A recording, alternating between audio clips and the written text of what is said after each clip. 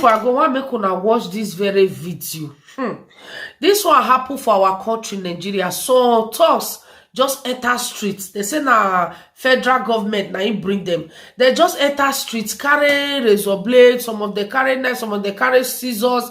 If they just see you, most especially you carry this kind of hair, or you tint hair, or you get dread, you get beard, they go just barbara. And if you try to say wetin I do, oh, wetin you go get, you not go believe her. See wetin they do to this young girl. And not, oh no, she not be the only person. Just watch the full video, guys. The state governor say like this one, you no go fit accept her. Lie. This is humiliation. The humiliation is too much. The oppression say no water. Make una just watch the. I go just give una time. Make una watch this video. Nigeria these days, now God go fit help us. Watch video. Tuesday, the 26th of April, remains a memorable day for some youth within Makurdi metropolis as men of the Nigerian Hunters and Forest Security Service went on rampage in the most unusual show of force targeted at young people with tinted hair or dreadlocks. This is an open.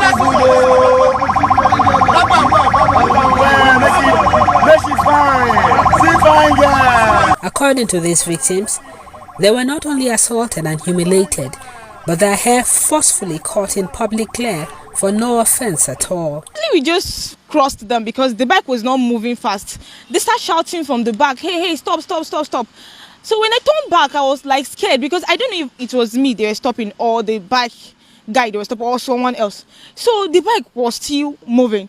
Immediately they rushed, like they came on speed and overtake him. So the bike man have to park one side, and they came out of the vehicles in numbers and and they said I should come down from the bike. I started asking them, what did I do? Because I was scared. Looking at the guy, they handcuffed. So my mom was thinking, I know within myself, I didn't do anything. But I was thinking they were going to join me with him and start parading me with the guy. So I became so scared. I started asking them, what did I do? One of them asked me to sit on the ground. I keep asking them the question like, what did I do? Because I know I did not do anything. What did I do? So one of them hits me from the back to the ground. That they are telling me to sit on the ground. I'm asking questions. Before I could know it, so many scissors on my hair, start cutting my hair. Different scissors. They start cutting my hair while I was on the ground. After I finished cutting my hair, one of them have said that if he's shaving anybody's hair and the person's ask him questions again, he's going to slap the person. They were with weapons, so I was scared. I couldn't do anything. Even if I have the power to, I don't know if I would even do it because they were weapons. I was scared for my life. So after shaving my hair, they asked me to stand up and go. I have no other option than to just stand up and enter my bike and go back to the. I didn't even get to the house straight. I have to, because of the way the hair was looking out and the harassment, I was so ashamed. So I rushed to a barbing salon to blend the hair together. But unfortunately, there are still lines of the scissors on my hair, so the hair could not blend together. So I called my brother that he should meet me at one barbing salon close to my house, so that he would just help me take those stuff I bought from the market home. We were at the shop. We were very busy. Like we had a lot of customers, and then everybody was very busy. So there is this noise that was coming out from outside. So before we could realize, because we were too busy, we can't go out at that moment. So before we could realize, like 8 to 10 of the member of the hunters and forest guard came into the shop and was like, you come out. I was like, we were all scared in the shop because there was insecurity in the state, and then people looking unrecognized with an unknown uniform, because this uniform is uniform I've not seen before. It's not like the military uniform or the police uniform. So we were scared.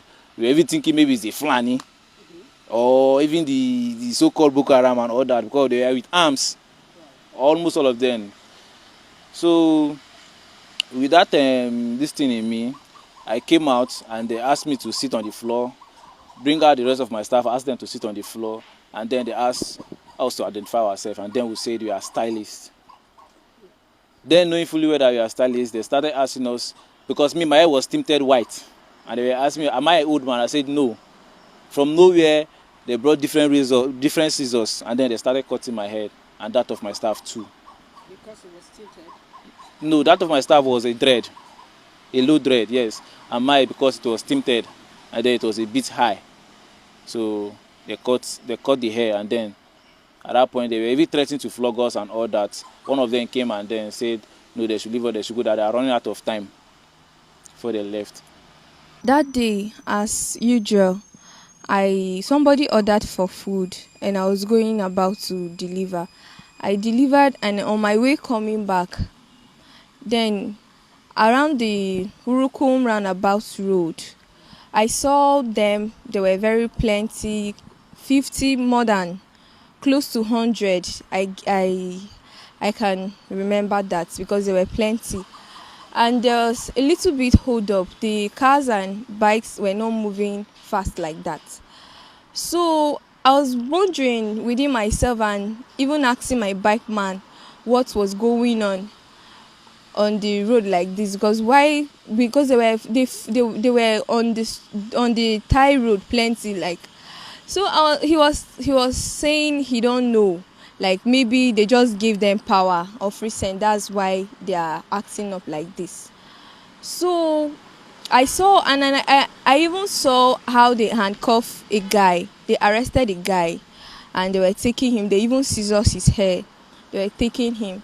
So after passing their car, their main car, we passed them and we were going. So while going, they double crossed us. Their car came and double crossed us and then blocked our way. We had to park on the parking space. So while we parked, they now came down. Some were coming down from their vehicle. Some that were trekking just came to meet us and were like, I should come down from the bike. I should kneel down. So which I was very, very traumatized and terrified because I've never experienced this in my whole life. It was scary because these people were carrying weapons and they were even firing arms and were ready to kill anybody. They said they will kill you and nothing will happen to them. So I was I was shocked. I received the very biggest shock of my life because I was shaking. I felt they will even arrest me knowing deep down that I did nothing. But the way they were doing with me, they rough-handled me. And I had to kneel down. They were cutting my hair with different scissors that they have used on other people's hair. So while cutting my hair, they cut my head and they even gave me some wounds as a result of the force that they were using to cut my hair. I was carrying a colored hair, a tinted hair, white color. So they now cut my hair, and the other one, they were insulting me, showering me with insults. So the other one, immediately I was trying to raise my head up to look at their faces. They started beating me. They started slapping me. That why am I looking at them? Like, do I think that they will fall to my cheap seduction or what? They started beating me, rough handling me. And so I was, from the cause of the incident that happened, I was feeling very, very sick. And it has been affecting me, my chest, my head. It's not really been easy for me to even go about with my business again. So that was a terrible experience I got. So I just saw some men around high level immediately after old school. So they were with guns. So when they saw me on bike, they now started shouting. Like, hey, stop there, where are you going? Stop. If you run, I will shoot you. Then I was like, what happened? What did I do? They didn't say anything. They now dragged me from the bike down, started slapping me, pushing me on the ground, now started cutting my hair without telling me anything. Thankfully, the ugly incident attracted the attention of the chief security officer of the state. Benue state government have nothing to do with that group. Rather, I directed the arrest of these people, and when they were arrested, they said that the federal government, the APC government, passed a law that Hunters Association should be legitimized as a security force. And part of their work is to shave women's hair. Can you imagine? If a woman is carrying green or white or whatever color, and you go and catch her and shame and say you're a hunter. What kind of a thing is that? So Benue State have nothing to do with that. We know that we have a creation of the law supporting the security agencies to do livestock guiding. Livestock guard is a creation of the law. It's not an arbitrary organization. It's a creation of the law of Benue State, 2017, that was enacted by the House of Assembly and assented by me. Livestock guard. The second one is the law which we amended. This law was enacted during the tenure of George Akume as governor in 2000, but was not implemented. But when the need came because of the incessant killings and the challenge we have with the security men not being enough to support the stopping of these killings, we dusted this law, amended it, and to provide minimum legal weapons to the community volunteer guards to support security agencies. We have not even started implementing that. We have done the recruitment. We have to send the list of about 13,000 personnel to the security agencies. Just yesterday, that my security advisor told me that they have completed the process of profiling these 13,000 personnel. They are going to undergo training because they have to work with the security agencies because we are a law-abiding government. And thereafter, we will deploy them. Okay, my people, when I watch that very video, thank God say Samuel Otto no support this thing when these guys they do, and not be even employ them. He even are order for the arrest of these people. Now the year so even order for the arrest of these people. Anyway, guys, I go just let una listen to this video. Make una just listen finish anyway. Finish this video and they no support. Nigeria government withdraw these people back. Enough is enough. You know, anybody like me, they carry green, yellow hair. Now they are thorough. Finish the video, guys. Bye. Them to work. They have not started working. These so-called hunters or vigilantes or whatever, they just told me yesterday that whether last week or 2 weeks ago, a law at the national level was enacted by the National Assembly. But it has not been assented, so it cannot be a law to be implemented. My Lord is here. He can bail me out. No law can be implemented except it is assented to. If it is a state law, by the governor. If it is a federal law, by the federal government. But me, I look at that as talks being recruited to prosecute 2023 election, and they will not operate in Benue State. I will not allow it. If they won't, let them sign it. But if you come here, you cannot. I don't know them. I'm working with the security agencies, the Nigerian police, the army, the civil defense, the DSS, the Air Force. Those are the conventional security agencies that I'm working with. No other group will come here. If you're made to come here and prosecute Togri for election as they have started doing, I will deal with you. This is an open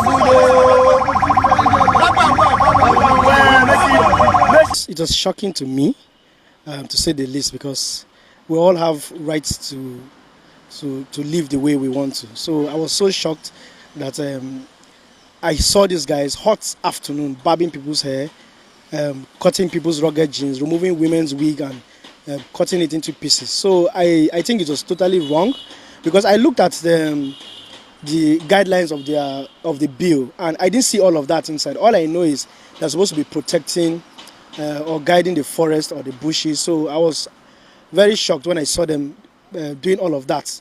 in town. So I had to quickly take it to the social media to ask questions because it was strange. There was no formal notice to the public or through the radio, to the media that they were going to do a show of strength, like they said. So that was how I blew the story, so that people would give us the answers that we needed, and we got it. These guys are not from Benue. They are a federal government arm that is supposed to be under the immigration and the Nigerian Correctional Services. Before the questionable operation cut off tinted or dreadlocks hair in public, this group was not known by most residents. I've never heard of them before. When I saw them, I even think they belong to their police or some other vigilantes in the society. It is the first time I was hearing or ever seen any clip concerning a group of people like that. I was taken aback. I saw this on Facebook, and it was to my amazement that human beings could treat another human in this manner. And I was wondering if it was a state government creation, but after looking and seeking through, I found out that it was a federal government creation. So I was wondering if it's another engagement to further destroy us in Benue, because the act which I saw did not represent a security outfit. It represented some thugs. It behaved like thugs or cultists who do things to themselves in that manner. It didn't look like some security outfit. So as far as I'm concerned, I think that we need to know when these guys came to be, when they came to Benue, what is their modus operandi in Benue? Because I am a stakeholder. For all I care, the last time I checked, I'm still a stakeholder. There is no stakeholders forum that introduced these people to us. So they can go to anybody's house and do anything, or go to anybody's farm and do anything in the name of the uniforms and the name that they have. So I do think that if government is creating anything, government should create it in a manner and sensitize and educate common people like me and those that they are supposed to be representing, enough to know what is their modus operandi. But for God's sake, I don't think that any human being or any law in this country says that I don't have a right to color my hair. For instance, my hair is white. So if I'm going about because people wear black hair, somebody should just sit me down, beat me, and barb off my hair? Is that what we are promoting? Like if you see the training video, I spoke. I asked, who are these guys? Because we've never seen them, we've never known them. I'm somebody that follow trends a lot. I'm somebody that listen to the news and try to be current. I never saw these guys anywhere. Just like every other person in Makurdi or in Benin was just hearing about them for the first time. We've never felt their impact. That's just to answer your question. We've never felt their impact. I was carrying a tinted hair colored off-white. That was the hair I was carrying, and according to them, they say, why do I have to tint my hair? With all the harassment that was going on, here was I, with tinted hair, just like several of the other victims. And it got me thinking, am I also an endangered species? But then, which part of the Constitution states that? Or maybe I should find out from the hunters themselves.